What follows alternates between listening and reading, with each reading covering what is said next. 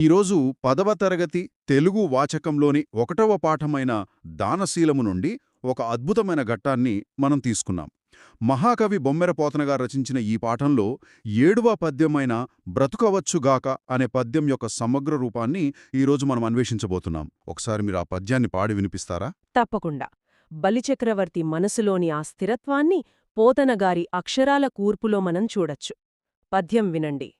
బ్రతుకవచ్చుగాక బహుబంధనములైన వచ్చుగాక లేమివచ్చుగాక జీవధనములైనా చెడుగాక పడుగాక మాట తిరుగలేరు మానధనులు. ఈ పద్యం వినడానికి ఎంత ఇంపుగా ఉందో దానిలోని ఒక్కో పదానికి అంతకంటే బలమైన అర్థముందనిపిస్తోంది. అసలు బలిచక్రవర్తి ఈ సమాధానాన్ని ఎక్కడ్నుంచి మొదలుపెట్టాడో ఆ ప్రతిపదార్థం చూద్దామా? అలాగే కవి ఈ పద్యాన్ని నడిపించిన తీరు చాలా విలక్షణంగా ఉంటుంది. దీని అర్థాన్ని మనం పద్యం చివరి పాదంలో ఉన్న మానధనులు అనే పదం నుండి ప్రారంభించాలి. ఓహో, చివరి పదం నుంచి మొదలుపెట్టాలా? మానధనులు అంటే? అవును, మానధనులు అంటే అభిమానమే ధనంగా గలవారు లేదా సత్పురుషులు అని అర్థం. అలాంటి సత్పురుషులు బ్రతుకోవచ్చుగాక అంటే ఒకవేళ జీవితాంతం ఎలాంటి కష్టాలు లేకుండా సుఖంగా జీవించినా సరే, బహు అంటే అనేకమైన, బంధనములు అయినన్ అంటే కష్టాలు ప్రాప్తించినా సరే. అంటే సుఖమొచ్చినా కష్టాలొచ్చినా చలించరన్నమాట. కరెక్ట్. తరువాత లేమి అంటే కటిక దారిద్ర్యం రావచ్చునుగాక, ధనములకు అయినన్ ఆస్తులకు నాశనం వాటిల్లినా పడుగాక, ప్రాణాలు పోయినా సరే. ఓ, ఏకంగా ప్రాణాలు పోయినా సరేనా? అవును, ప్రాణాలు పోయినా సరే మాట తిరుగులేరు అంటే తాము ఆడిన మాటను తప్పరు లేదా వెనుదిరుగరు అని అర్థం. ఒక్క నిమిషం, ఇక్కడ నాకొక డౌటు. మానధనులు అంటే ఆత్మాభిమానాన్నే ధనంగా భావించడం వినడానికి చాలా ఆదర్శంగా ఉంది కదా. కానీ వాస్తవ ప్రపంచంలో ఒకవైపు ప్రాణాలు పోయే పరిస్థితి కనిపిస్తున్నప్పుడు బతికుంటే కదా ఇంకేదైనా సాధించగలం అని అనుకుంటారు ఎవరైనా. ఇలా ప్రాణాలను సైతం లెక్క చేయకుండా మాటకు కట్టుబడి ఉండటం అనేది నిజంగా ఆచరణాత్మకమేనా? అంటే కొద్దిగా మూర్ఖత్వం అనిపించదా ఇది? చాలా లోతైన ప్రశ్న అడిగారు. సరిగ్గా ఇక్కడే మనం పద్యం యొక్క పూర్తి భావాన్ని అర్థం చేసుకోవాలి. సాధారణ మనుషుల ఆలోచనా విధానానికి సత్పురుషుల ఆలోచనకు ఉన్న తేడా ఇదే. అంటే ఈ పద్యభావం ఏమిటంటారు? దీని భావమేంటంటే, అభిమానమే ధనంగా భావించే ఆ సత్పురుషులు సుఖం వచ్చినా, కష్టాలెదురైనా, దారిద్ర్యం కమ్ముకున్నా, ప్రాణాలకు ముప్పు వచ్చినా సత్యం పలకడం నుండి వెనుదిరగరు. పౌరుషవంతులకు ప్రాణం కంటే ఆడిన మాటే మిన్న అనేది వారి సిద్ధాంతం. ప్రాణం కంటే మాటేమిన్నా?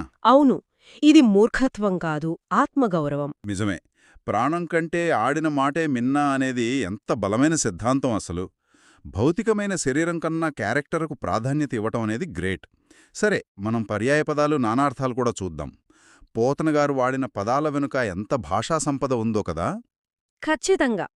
ఒక పదం కేవలం ఒక వస్తువును మాత్రమే కాదు, ఒక సంస్కృతిని సూచిస్తుంది. ముందు పర్యాయ పదాలు చూద్దాం. అంటే ఒకే అర్థం వచ్చే పదాలు. మాట అనే పదానికి పలుకు, వచనం, భాషణం, నుడి అని వాడతారు. మాటకి పలుకు, వచనం, సరే. అలాగే ధనము అనే పదానికి విత్తము, ద్రవ్యము, సంపద, అర్థము అని అర్థాలున్నాయి. జీవము అనగా ప్రాణము, ఉసురు, అసువు. లేమి అనే పదానికి దారిద్ర్యం, పేదరికం, నిర్ధనత్వం అని సమానార్థాలున్నాయి. ఇవన్నీ సమానార్థాలే కదా. మరి నానార్థాలు అంటే ఒకే పదానికి వేరే అర్థాలు కూడా ఉంటాయి కదా. అవి ఎలా ఉన్నాయి ఇక్కడ? ఇవి చాలా ఆసక్తికరంగా ఉంటాయి.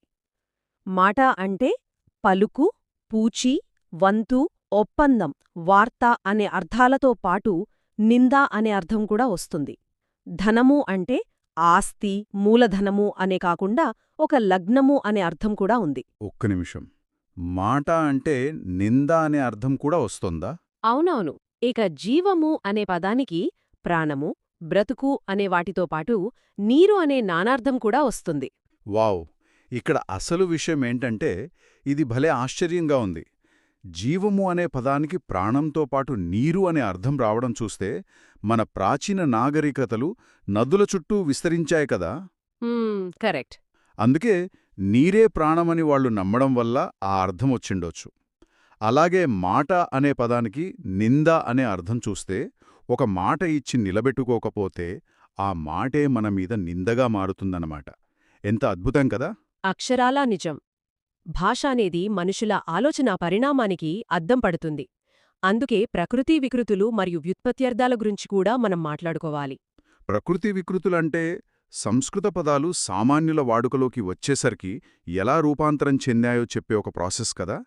ఒకసారి ఈ పద్యంలోని పదాలకు మూలాలు చెప్తారా? తప్పకుండా. ప్రకృతి అంటే మూలపదం. వికృతి అంటే ప్రజల వాడుకలో సులభంగా పలకడానికి మారిన పదం. ఉదాహరణకు కష్టము అనేది ప్రకృతి పదం. దాన్ని పల్లెటూరి ప్రజల పలకలేక కస్తీ అని మార్చారు. ఓహో, కష్టము కస్తిగా మారిందనమాట. అవును. అలాగే ప్రాణముకి పానము, ఆశకి ఆశ, ధర్మముకి దమ్మము అని వికృతులు ఏర్పడ్డాయి. ఇక వ్యుత్పత్త్యర్థాలు విషయానికొస్తే ఒక పదం అసలు ఎలా పుట్టింది అనేది ఇవి వివరిస్తాయి. చెప్పండి. మానధనులు అంటే అభిమానమే ధనముగా గలవారు. అంటే ఆత్మగౌరవాన్ని మించిన ఆస్తి లేదని నమ్మే సజ్జనులు. జీవము అంటే ప్రాణులను బ్రతికించేది. అది వాయువు కావచ్చు, నీరు కావచ్చు. ధనము అంటే దేనిచేత జనులు ఆనందిస్తారో అది అనగా సంపద. ఒక్క నిమిషం ఇక్కడ ఆగుదాం. ధనము అనే పదాన్ని మన పూర్వీకులు ఎలా చూశారో ఇక్కడ స్పష్టమవుతుంది. అవును. ఎలా అనిపించింది మీకు? అంటే ధనమంటే కేవలం కరెన్సీ నోట్లు, బ్యాంక్ బ్యాలెన్స్ కాదు కదా. దేనిచేత జనులు ఆనందిస్తారు అదంటే సంతోషం, ఆరోగ్యం, బంధాలు ఇవన్నీ కూడా ధనం కిందకి వస్తాయన్నమాట. ఈ ఒక్క పాయింట్ మన థింకింగ్నే మార్చేస్తుంది. 100% నిజం. సరే, ఇప్పుడు ఈ అద్భుతమైన భావాలను నిలబెట్టే పునాది గురించి అంటే వ్యాకరణం గురించి మాట్లాడుకుందాం. సందులు, సమాసాలు. వ్యాకరణం అనగానే చాలామందికి స్కూల్ రోజుల్లోని బోరుగొట్టే క్లాసులు గుర్తొస్తాయి గదా. అసలు ఈ పద్యంలో కవి వ్యాకరణాన్ని ఒక ఆయుధంలా ఎలా వాడాడో తెలుసుకోవాలనుంది. వ్యాకరణాన్ని మనం ఒక వంటకంతో పోల్చొచ్చు. దినుసులో కలిస్తే కొత్త రుచి వచ్చినట్లు సంధి జరిగినప్పుడు రెండు పదాలు కలిసి కొత్త శబ్దాన్నిస్తాయి. మంచి పోలిక. సంధులు ఎలా వాడారో చెప్పండి. ఈ పద్యంలో మాట దిరుగలేరు అనేది వాస్తవానికి మాట ప్లస్ తిరుగలేరు. అలాగే చెడుగాక అనేది చెడు ప్లస్ కాక అని, పడుగాక అనేది పడు ప్లస్ కాక అని విడిపోతాయి. ఓ, ఇవన్నీ గసడదవాదేశ సంధులు కదా. నాకు గుర్తొస్తుంది స్కూల్ గ్రామర్. అవునవును, కరెక్ట్. ప్రథమమీది పరుషములకు గసడదవలు బహుళముగా నగు అనేది సూత్రం. అంటే క, చ, ట, త, ప అనే కఠినమైన అక్షరాల స్థానంలో గ, స, డ, ద, వ అనే మృదువైన అక్షరాలు వస్తాయి. అందుకే తిరుగలేరు దిరుగలేరుగా మారింది. అంటే పద్యం పాడేటప్పుడు గొంతుకు సులువుగా ఉండటానికా? అవును కదా. అలాగే బంధనములైన అనేది బంధనములు ప్లస్ అయిన, ఇది ఉత్వసంధి అవుతుంది. ఓహో, అంటే కవి కఠినమైన అక్షరాలను మృదువుగా మార్చడం ద్వారా ఆ బలిచక్రవర్తి మాటల్లోని ప్రశాంతతను చూపిస్తున్నాడు అనుకోవచ్చు కదా. మరి సమాసాల సంగతేంటి? సమాసాలు అంటే విగ్రహవాక్యాలతో కూడిన పదాలు. మానధనులు అనేది చూస్తే దానికి విగ్రహవాక్యం అభిమానమే ధనంగా కలవారు. ఇది బహువ్రీహి సమాసం. ఎందుకంటే ఆ లక్షణమున్న సజ్జనులను సూచిస్తోంది కాబట్టి కదా. అవును, పర్ఫెక్ట్గా చెప్పారు. ఇక రెండవది జీవధనములు. దీని విగ్రహవాక్యం జీవమును మరియు ధనమును.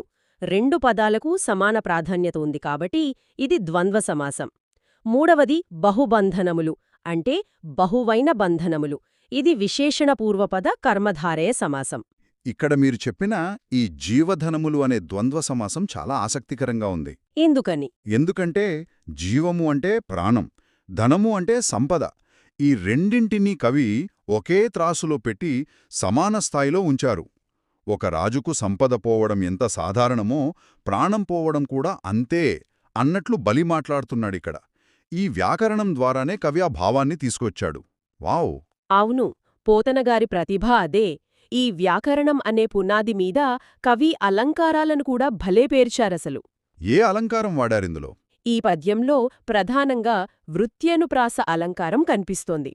పద్యం గమనిస్తే వచ్చుగాక, చెడుగాక, పడుగాక అనే పదాలలో కా అనే అక్షరం అనేకసార్లు ఆవృతమైంది. అంటే పదే పదే రిపీట్ అయింది. ఇలా ఒకే హల్లు పలుమార్లు వస్తే దానిని వృత్యనుప్రాస అలంకారం అంటారు. ఓ, ఇక ఛందస్సు చూస్తే ఇది ఆటవెలది పద్యం. ఈ పద్యం మొత్తం నామవాచకాల కంటే క్రియల చుట్టూ తిరుగుతూ ఉంటుంది. బ్రతుకవచ్చు, చెడుపడు, తిరుగలేరు అనే ఆ వర్బ్స్ ఈ పద్యానికి ప్రాణం పోశాయి. నిజమే. ఈ కానే అక్షరం పదే పదే రావడం వింటుంటే వచ్చుగాక, చెడుగాక, పడుగాక ఇదొక రిథం క్రియేట్ చేస్తోంది. ఒక యుద్ధబేరి మోగినట్లనిపిస్తోంది. గురువు వద్దంటున్న బలిచక్రవర్తి మనసులోని ఆ అచంచలమైన పట్టుదలకు ఆ కాశబ్దం ఒక ప్రతీక కదా. ఖచ్చితంగా ఆ శబ్దమే ఈ పద్యానికి ఒక గంభీరతను తీసుకొచ్చింది. వినేవాళ్లందరూ దయచేసి SSV thoughts inspired channel subscribe, like, comment, share చేయండి.